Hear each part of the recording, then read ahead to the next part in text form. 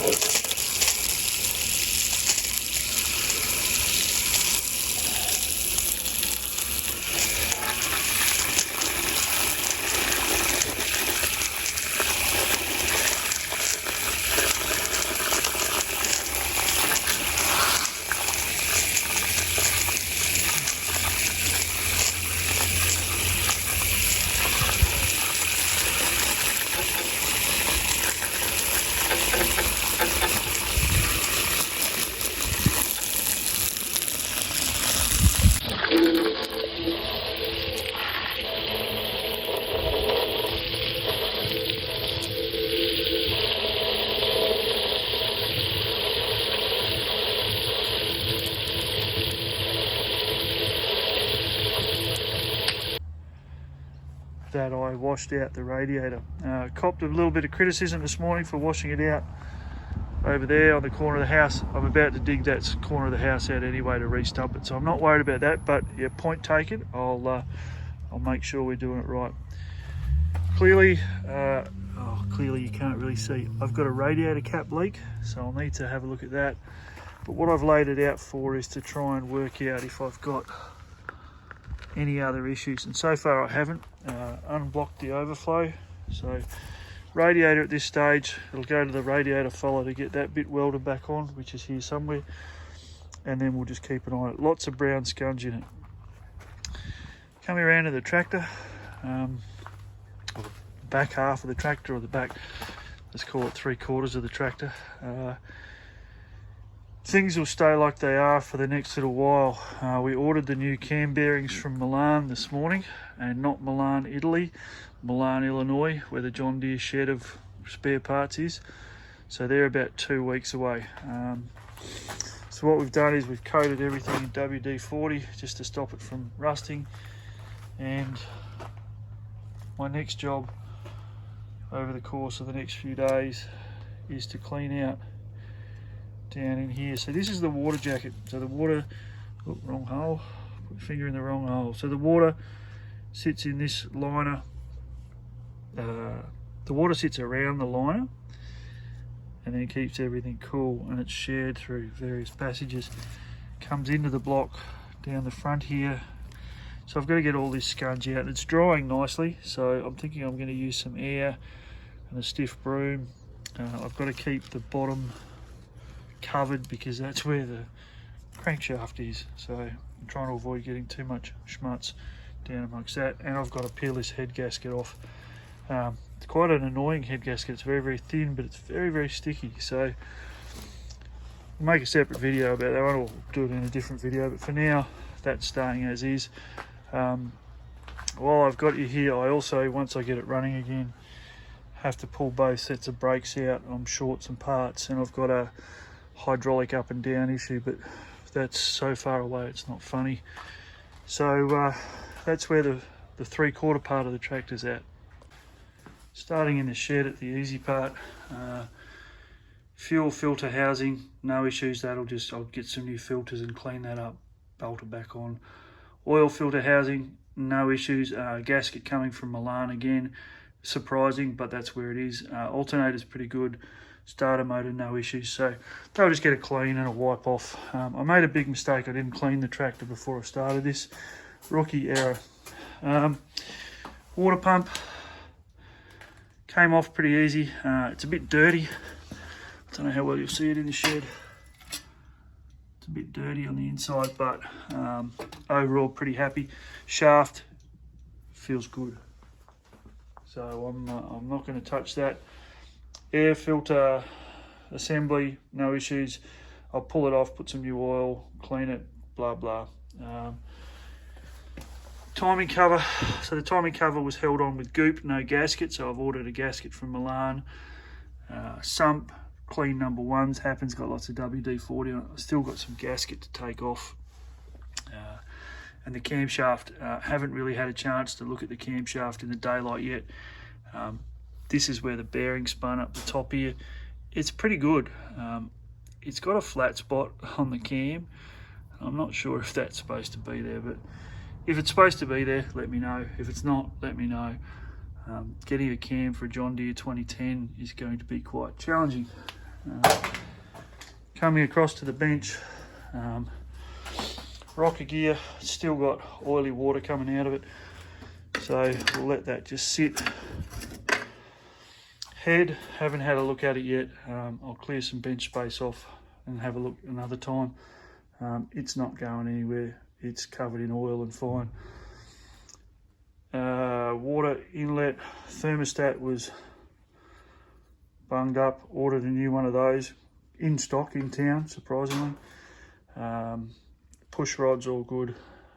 Covers, pulleys, and I ordered a new front main seal, which is this one here, because it was starting to leak, so that's coming as well from Milan. And the fuel pump, if you've got the gas tractor, the petrol tractor, ordered a new one of those. So that's where the parts are at. So we'll come around the back and I'll show you what we're going to do today.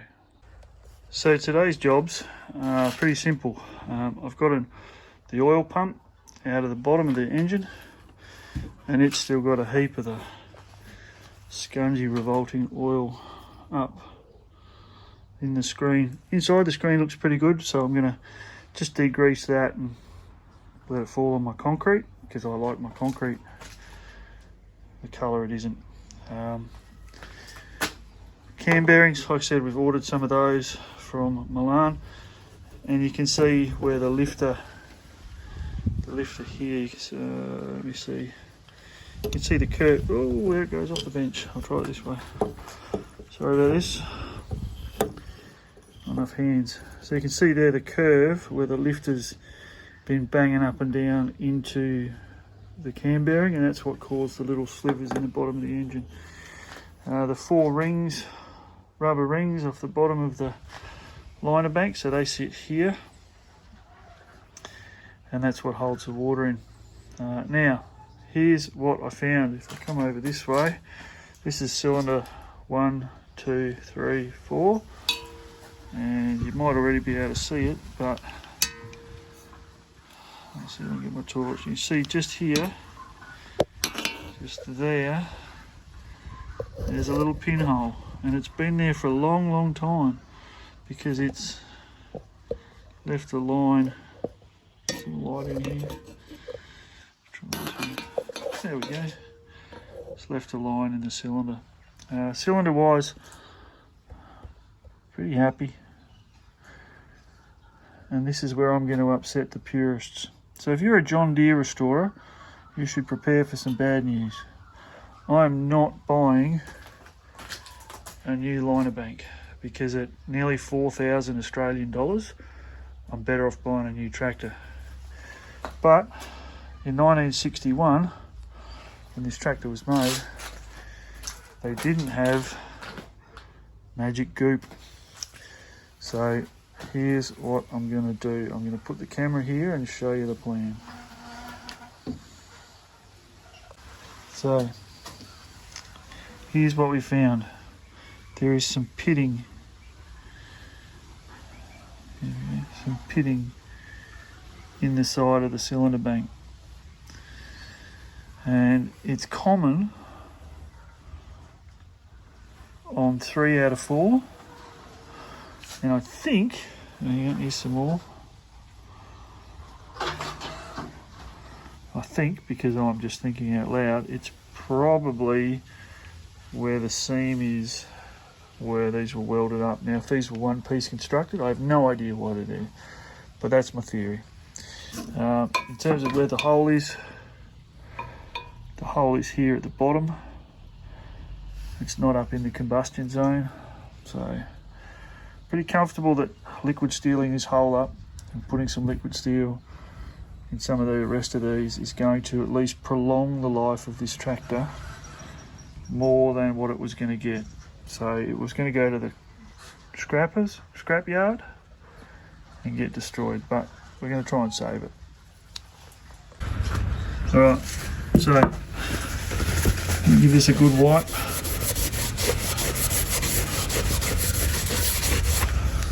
Make sure I'm getting most of the sponge off.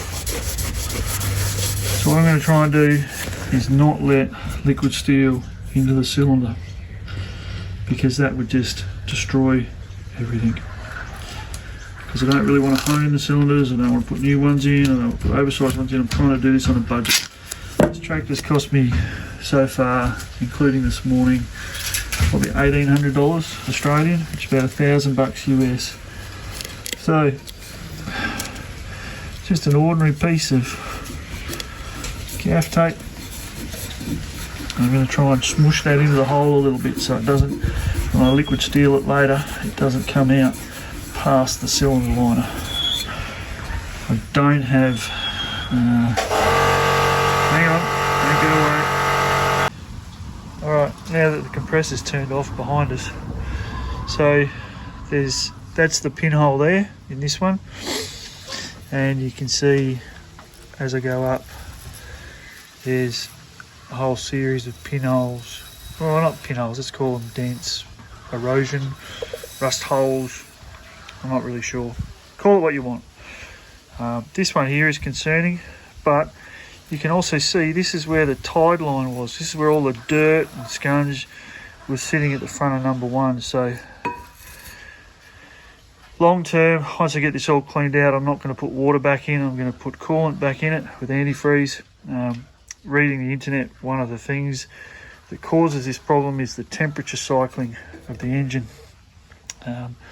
So I'm going to try and reduce the cycle by just keeping it at Australian temperatures. Looking at the other side, there's probably a spot here that I've just seen. Here, see if I can get this to focus a bit better. Just here. Naturally, I'm trying to avoid scraping this because this is where the seal sits.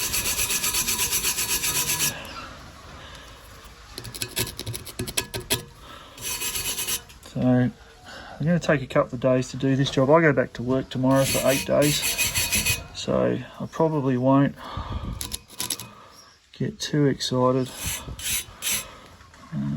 with this job. but it's a good after work job. A bit of cleaning here and there. It's going to take 2 weeks for the cam bushes to turn up from the States at least, and I can't do anything till they turn up except clean. So I'll stand this back up and we'll have another look at what we're doing.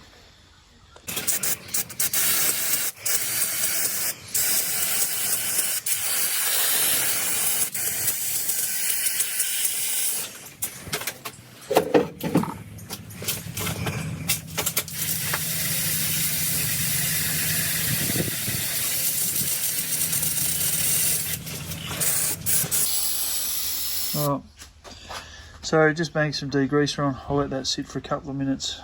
Also started to squirt out the oil screen. It just takes time. I'll go and get some more degreaser from out the front.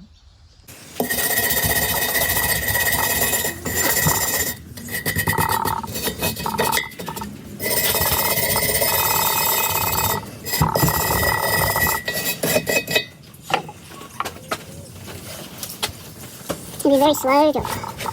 That's why I'm not going to do it all in one day.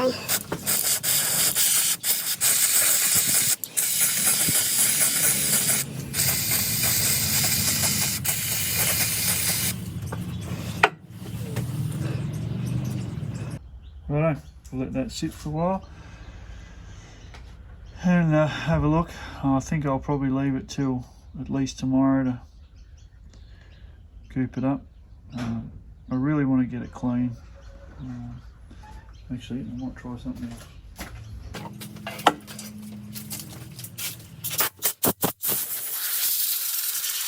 Oh yeah, that'll work. I'll turn the camera off though because it's stupidly loud.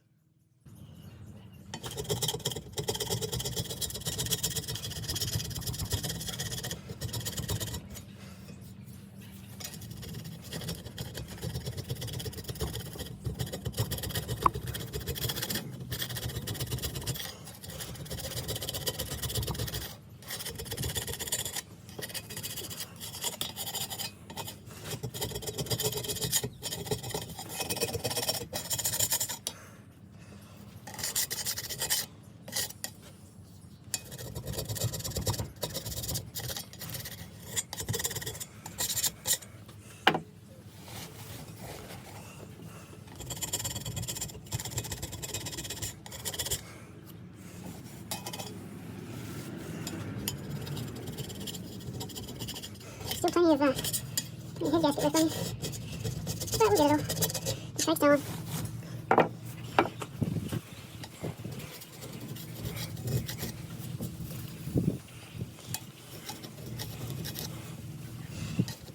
A bit of a low spot there.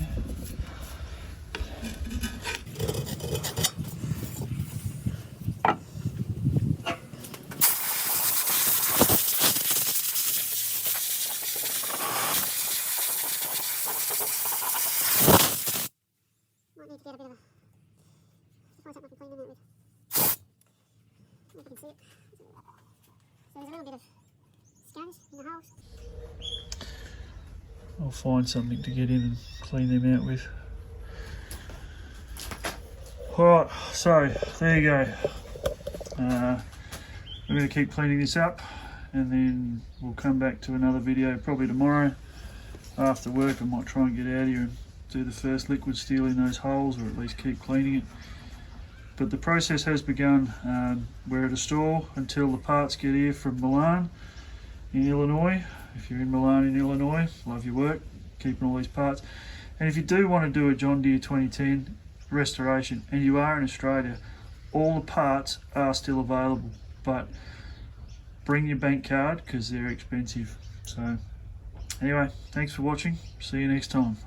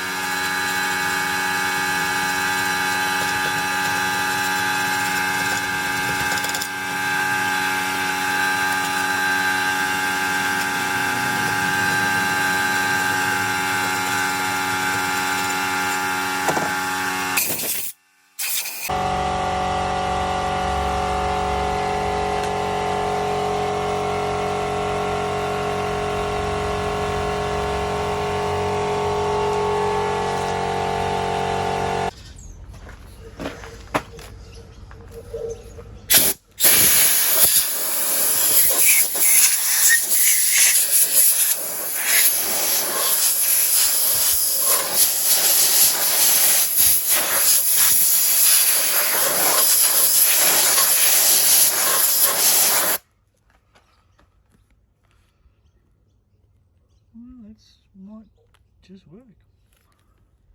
See you next time.